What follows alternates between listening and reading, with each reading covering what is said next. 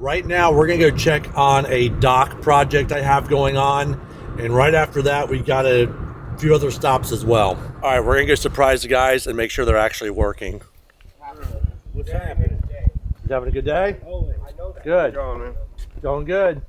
It's looking really good. All right, guys, we are gonna get out of here. We're gonna go now check on a project right down the street for a friend of mine who has a roof leak. All right, guys, we're gonna check out this leak repair for a friend of mine. We're gonna go inside his house and see if we can figure out what the cause is. So we've got a stain in the drywall right over the shower, and typically where this leak is going to come from one of two things. It's either going to come from the skylight, or there's going to be some gooseneck vents airing out the hot air. So we could have some goosenecks above us that are leaking, or they could be stemming from the skylight. So let's go take a look from the outside. All right, so there are several skylights out here. So I'm going to look at each one of these tunnels and see if there's anything else that's responding similar to the one inside the bathroom. If not, more than likely these leaks are going to be as a result of one of those goosenecks. There's two just to the left of that skylight, and one of those could be the cause of the stain inside. We may have to come back here and revisit this. I may have to get some guys in the attic and do a water test at a later date, but I'm gonna call the homeowner right now and see how old this roof is.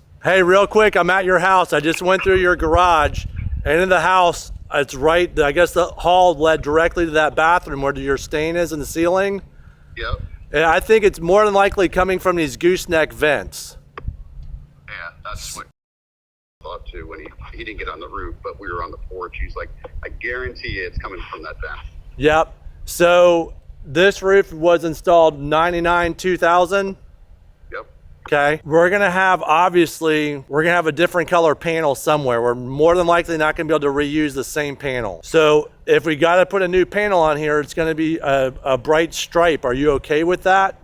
That sucks. Yep. I can try to reuse it, but where it gets tricky is when we start pulling at the adhesive around those goosenecks, and it could bend and start looking ugly. Right, yeah. So you just got to be prepared. We may have to replace one or two panels. Okay. In the event we break that seal on the skylight, we may have to involve that skylight in that bathroom as well. But I'm going to try to reuse it because obviously I don't want a mix match skylight. These are self-flashing units. Yeah, and I need new skylights. Well, we can cross that bridge whenever you're ready. But here's one thing to consider though. In the event you do all new skylights, why don't we replace the panels on the entire back portion of the house so when you're back here by the pool, everything matches?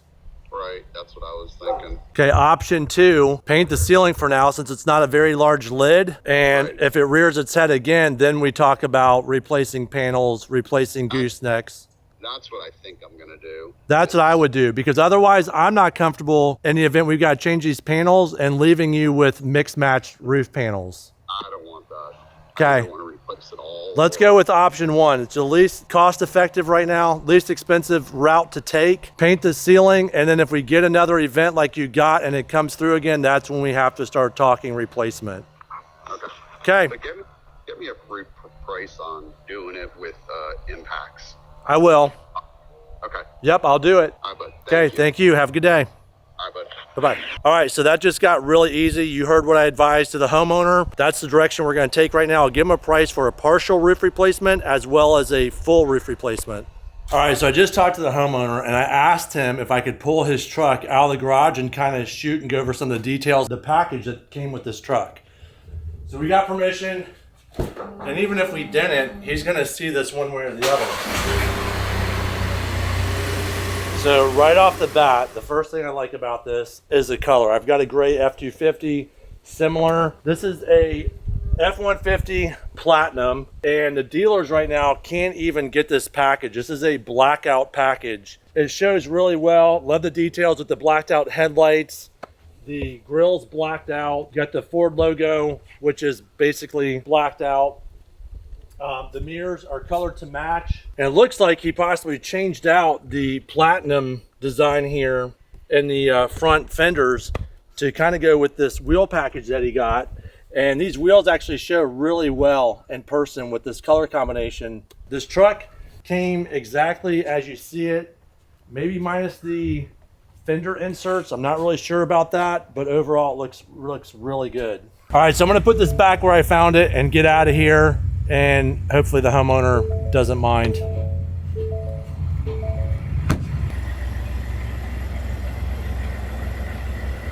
All right, so now that we have the homeowner going the right direction with his roof leak and we've test driven his truck from the garage back to the garage, we are now heading over to a 1930s home that we're doing some additions on. I got to go over some notes with Ray, so we're heading there right now. All right, so this is really good news. We finally got the trusses delivered for this project. This has been ongoing for a while, but the new trusses are here. They're on site, and we've just got to map out where the straps are going to go before this poured beam takes place. So we've got these beams that are going to go just above where the block finishes off now, and then we've got to embed our new straps to handle the new trusses. 46, let's just call it. So this is our header. This is the elevation all headers are set at. 1, 2, 3 courses down. This is the header. So this one here works out pretty decent. Okay. I mean, that's one block, so Yep. I can pour this. Correct. Okay, so this has to be framed. Yep. And then when are we ready to pour this beam, in your opinion? It can be poured. I just need one day here Okay. to button it up Yep. and do all these sills and lay out. They can pour it one. Next week sometime? Yeah, I mean, All right, we're almost off the other job. This job here is really going to take some. So let's go over to that other one. Let's go over to the house on the other river. Okay. Knock that out, because that'll be quick. We get our straps and everything. That way we get a date. Yeah, that is another thing. We'll get a date for the pour on this, and then bounce back over. All right, guys. So where we're at with this garage addition is we've got all the new block set in place. This is the existing exterior wall, and so this entry there'll be a double door entry where these windows are currently stepping out into this brand new garage. We've got to cut this overhang above, and then where it makes the corner and turns in this L shape, that roof will be cut back as well to receive the brand new 2x6 frame wall. All right, so that was a real quick visit on that 1930s edition we've got coming up. But right now we're gonna go grab some lunch, and then we've got 2 more stops to make before we wrap this up. All right, so believe it or not, I just got a call from this guy. I literally hung up with him and wants me to go look at a roof for him. And what did you do to the rims on your Jeep? Why did we go chrome? Those are for my new gray colored, pearl colored Jeep that's coming Saturday. So you just wanted to... No, I took them off, the other ones off to clean the inside of the rims. All right, pull in. I want to show the car off in the garage. All right, guys, so that's pretty funny. He just calls me with a roof request. This is one of my builders, and I'm checking another job right down the street from his house, and he's pulling in right as I'm coming up behind him. So you gotta check out this 392 he just bought. It's a really cool car. Let's go. Check out this Hellcat Widebody Charger. This is a really cool color. I guess the interior package on this is like what is this considered? Red? Red! Just trying to make it a little more exciting. Why he leaves his key in his car, I've got no clue, but hey Bob, I'll be back for dinner.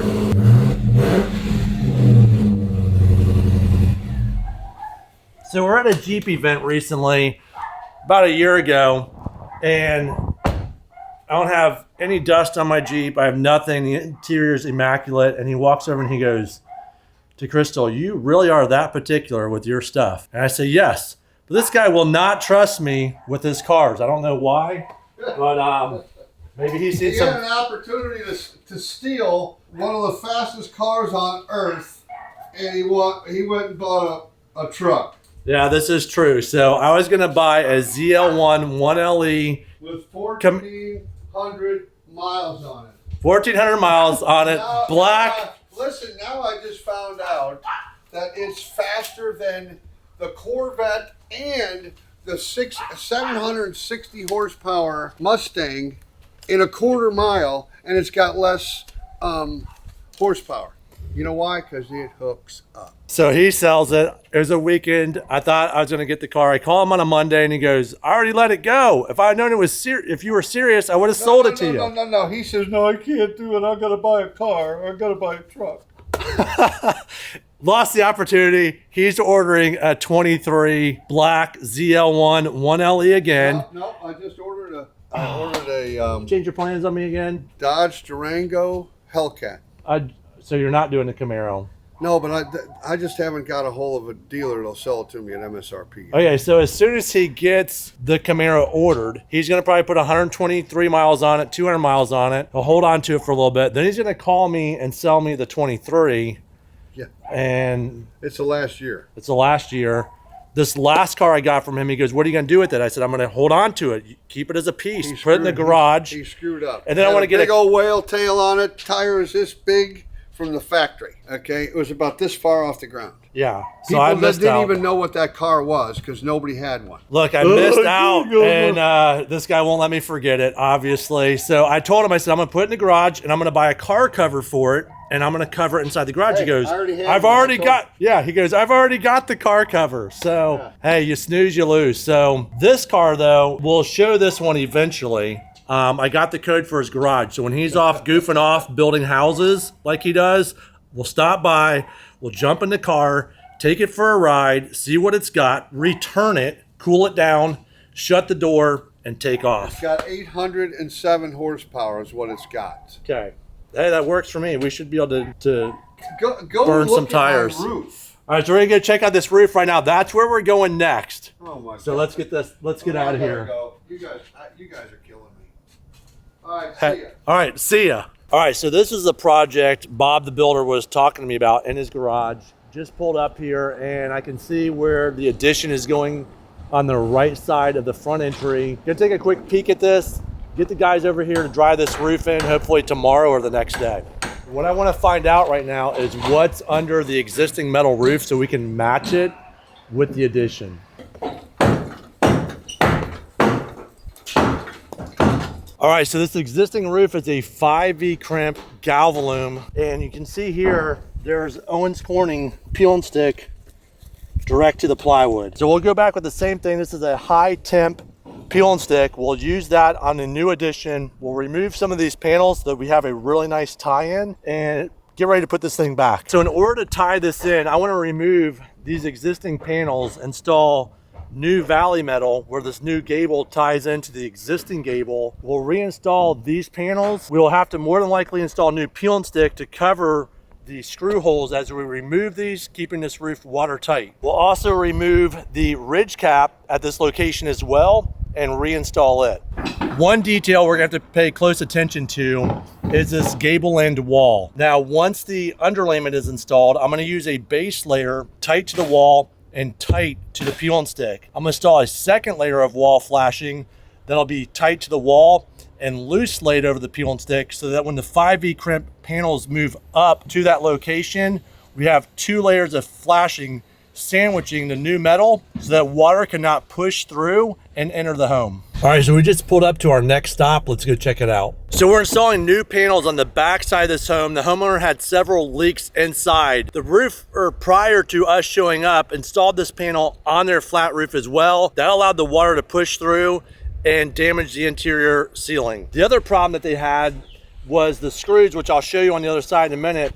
The screws were in the flat pan of the metal. And so the washer from the screw was split, and as water traveled down, it got behind the washer and into the home as well. Check out the back side of this. So the back side is the original panel when this roof was installed several years ago. Here you can see the screws in the flat pan, and they've weakened the washer. The washer wasn't designed to take on that flex, and so therefore the washer split. And this is what this roof looked like. You can see the new panels now and the difference in color. Another thing I want to point out is on the new section that we're installing now, we've actually spaced the screws closer together. This will be better for wind uplift as well. We're leaving these screws on the section I'm standing on now. Eventually, this portion of the roof will have to be replaced as well. The homeowner will deal with that at a later date. This house sits on a really beautiful lot right here on the river. And this house over here was originally built, I believe, in the 30s or 40s. And then the home was added on to over time. In 2015, this large addition was built and constructed. We're working now on the backside of this newer addition that was built in 2015. All right, so we just got a call from this customer. He had some roof questions. We're gonna inspect his roof. We're gonna talk about some different options. Peel and stick over 30-pound, peel and stick direct to deck with a cap layer of peel and stick, and then 30-pound felt with a hot mop system. We're gonna inspect the roof right now, and then once we have this inspection in place, we'll give him some options, some different avenues that he can go down for underlayment. All right, so we're at the rear elevation of this home. Concrete tile on here. Currently, it's an Estate S profile. The owner had a repair done recently, and he's now ready to do a full roof replacement. All right, we just grabbed lunch. I'm ashamed to say it's Chick-fil-A again, but hey, it's fast.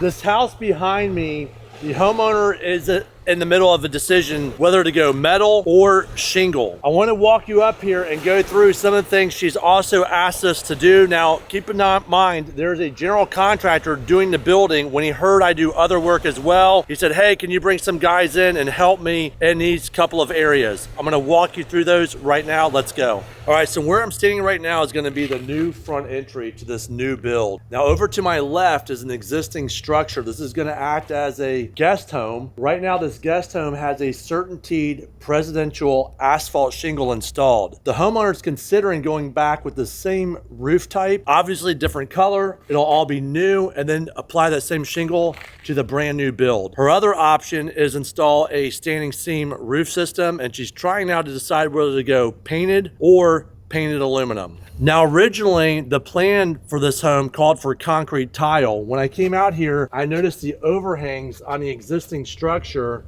and expressed my concern to the builder that I'm afraid that if we put concrete tile on this, these overhangs are gonna sag. And now we're in the middle of choosing between asphalt shingle or standing seam. All right, so this balcony deck that I'm standing on right now is one of the things the homeowner and the builder would like us to remove. We're gonna remove this entire structure. There's actually a steel staircase that we've got to remove as well. Once this is removed, we'll then be ready to install a brand new staircase leading up to this guest home. Now, whoever owned this home previously really loved their ceramic tile. They have the inlays here on each one of these columns, and you're gonna see this again in multiple areas throughout at the fascia. All right, guys, we're out of here. Let's go to the next stop. All right, so we are headed back now to where we started this morning. Cameraman was late, not to throw him under the bus, but we had a lot more to cover today, running a little behind. We're gonna go check on the guys right now.